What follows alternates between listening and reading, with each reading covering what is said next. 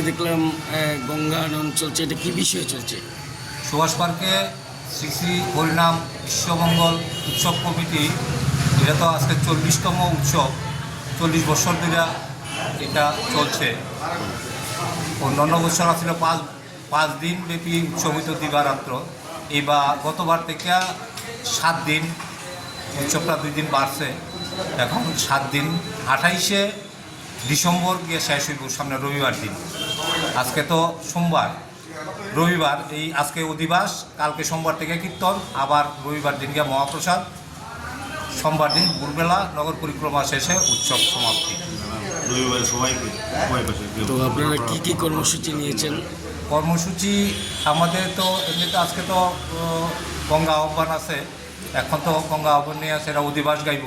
কালকে থেকে তো কীর্তনও, এর মধ্যে লীলা কীর্তন আছে 2 দিন। আর উৎসব তো এমনিতে তো নাম কীর্তনই তো মেইন, নাম কীর্তনই সবসময় হয়।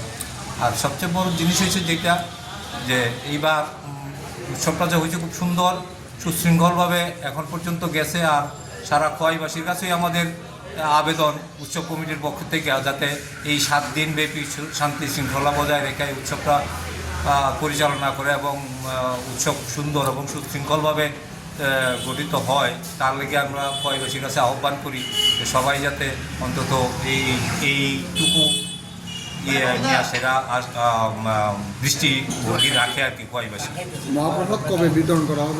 রবিবারে, সামনে রবিবার 3 কোটির থেকে মহাপ্রসাদ বিতরণ হবে। তো আমরা সমস্ত খোয়াইবাসীকে জানাই যে আপনারা সবাই মহাপ্রসাদ নেবেন, গ্রহণ করবেন। হ্যাঁ, এটি আমাদের আবেদন। সুশৃঙ্খলভাবে প্রসাদ আমরা বিতরণ করবো, আপনারা সাহায্য করবেন। ধন্যবাদ।